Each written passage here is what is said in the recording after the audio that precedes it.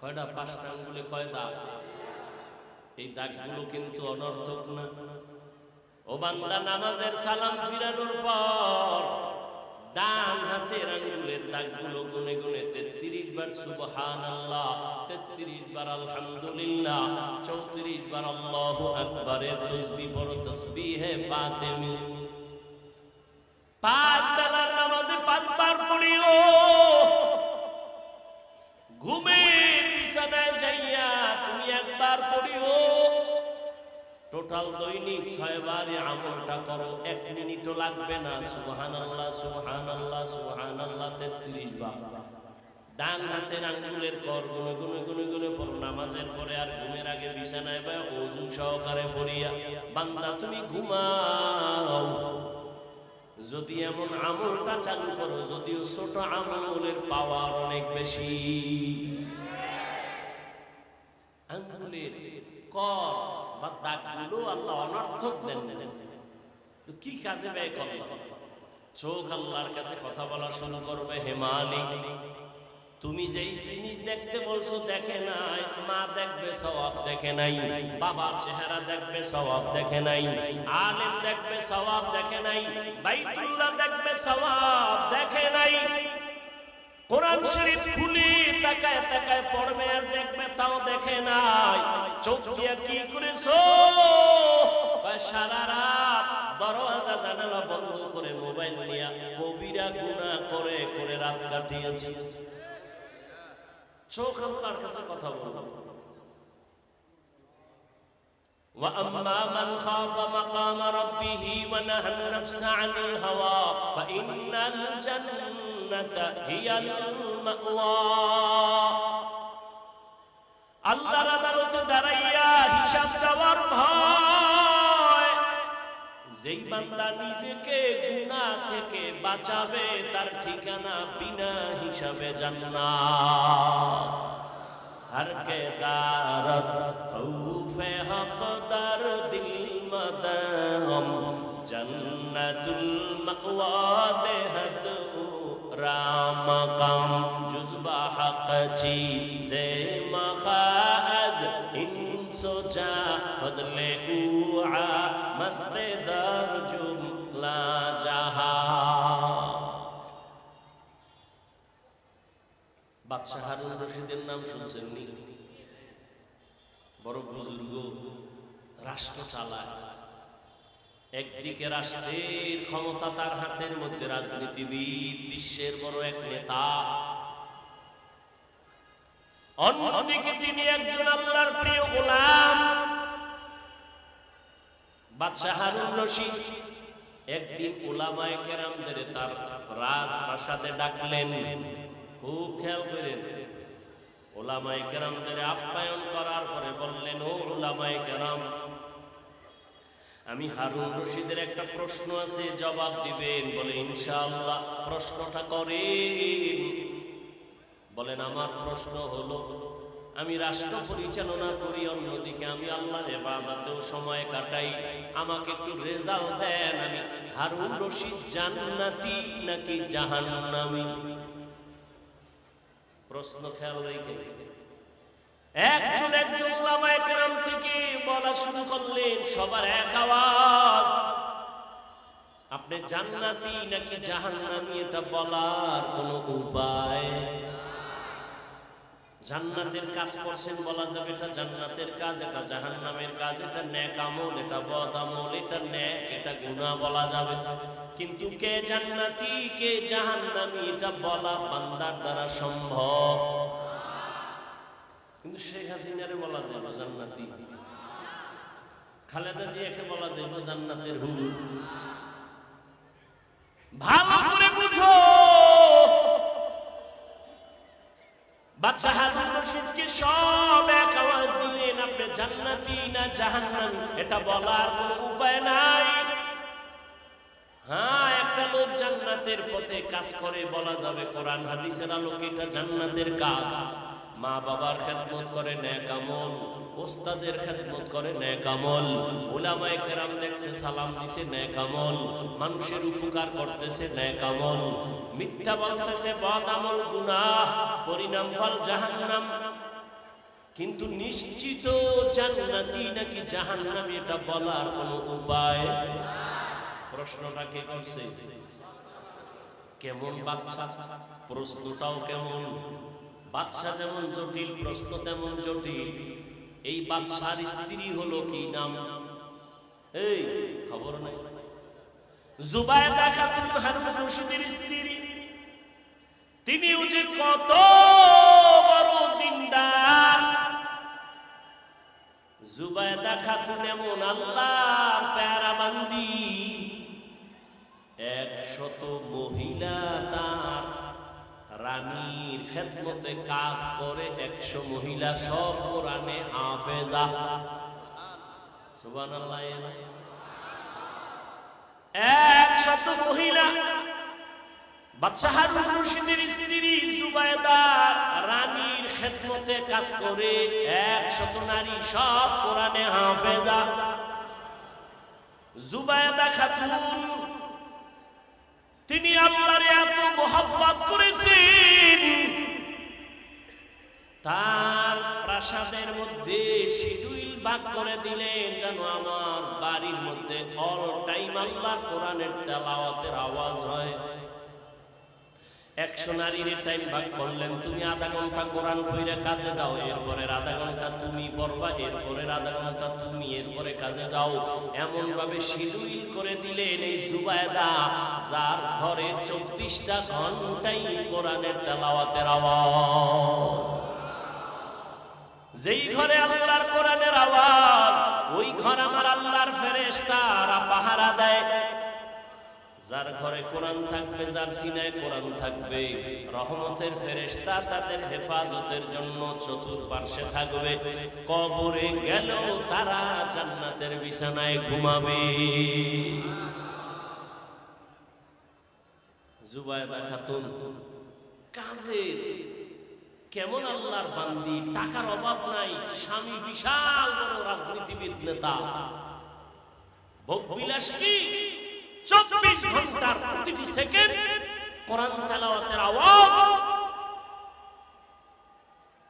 টাকা পয়সার দিকেও আল্লাহ এই টাকা পয়সা থেকে আল্লাহর থেকে দূরে সরাতে পারে না। এজন্য বুজুর্গ আল্লাহওয়ালারা বলেন, তোমার অর্থ সম্পদ যদি তোমাকে দ্বীনের দিকে আগায় দেয়, ওই অর্থ তোমার জন্য রহমত। আর টাকা পয়সার কারণে যদি তুমি আল্লাহর থেকে দূরে যাও, টাকা পয়সা তোমার জন্য গজব।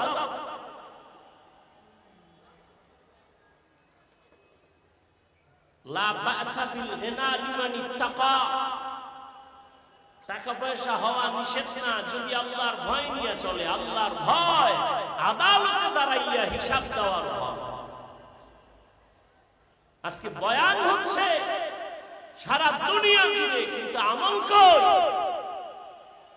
মহামারী করোনা গেল, এরপরও মদ পানকারীর মদ পান করা বন্ধ হয় নাই।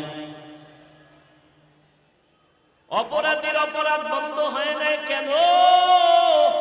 আল্লাহর আদালতে দাঁড়ায় হিসাব দেওয়ার ভয় অন্তরে নাই। আর যতদিন পর্যন্ত আল্লাহর আদালতে দাঁড়াইয়া হিসাব দেওয়ার ভয় অন্তরে আসবে না, ততদিন পর্যন্ত কোনো বয়ান বান্দার অন্তরে যাবে না। অন্তরে আল্লাহর ভয় যে আমার আল্লাহর আদালতে দাঁড়াতে হবে, এই চিন্তা যদি থাকে, জবাবদিহিতার চিন্তা থাকলে ওই মানুষের দ্বারা জুলুম হয় না, ইনসাফ হয়। আর জবাবদিহিতার চিন্তা না থাকলে জুলুম চলে। জুলুম, জুলুমের দেশ। সন্তানের উপরে জুলুম, ভাইয়ের উপরে জুলুম, স্ত্রীর উপরে জুলুম, মা বাবার উপরে জুলুম, সব জুলুমে জুলুমে শেষ। জবাবদিহিতা নাই। আর এই জুলুমের বিচার রাসূল বলেছেন মৃত্যুর আগেই হবে দুনিয়া। আল্লাহর আদালত বড় কঠিন। বাদশা হারুন রশিদ বললেন, আপনাদের এত মহব্বত করে ডাকলাম, কেউ জবাব দিতে পারলেন না আমি জান্নাতি না জাহান্নামী। আমি নিরাশ হয়ে গেলাম। হঠাৎ করে ওই মজলিসের মধ্য থেকে পেছনে বসা একটা বালক বাচ্চা আস্তে করে দাঁড়াইছে। বাচ্চাটা দাঁড়ায় বলেন, বাদশা জাহাপনা, অনুমতি দিলে আমি একটু কথা বলতে চাই। বলো। বুড়া না বাচ্চা? কিতাবে 9 বছর লেখছে, 9 বছরের সন্তান বালক। বলে আপনার সামনে আসবো, কয় আসো। ডাক দিয়া বলেন, আপনি কি প্রশ্ন করেছেন? আপনি জান্নাতি না জাহান্নামী? আপনি অনুমতি দিলে জবাবটা আমি দিতে পারবো। সব আলেম ওলামারা তাকায় রইছে, তা কেমন বাচ্চা। আমরা সবাই ব্যর্থ হয়ে গেলাম। এই 9 বছরের বালক কি জবাব দিবে? কেমনে দিবি? তো জ্ঞান কর। কয় জ্ঞানের ভান্ডার আমার আল্লাহর হাতে। আল্লাহ যাকে চান তাকে জ্ঞানের ভান্ডার খুলে দেন। ইলমে রায়ে জাজু করদান বেহিসাব, খলকে রাদাদান জবাবে বাসওয়াব। সামনে যখন দাঁড়াইছে না, এইবার বাদশারে কয়, আমার একটা প্রশ্ন। যে প্রশ্ন করে সে বড় না যে জবাব দেয় সে বড়? কি আপনাদের ধারণা কি? কথা কয় না। বাদশা তাই কয়, যে জবাব দেয় সে তো বড়।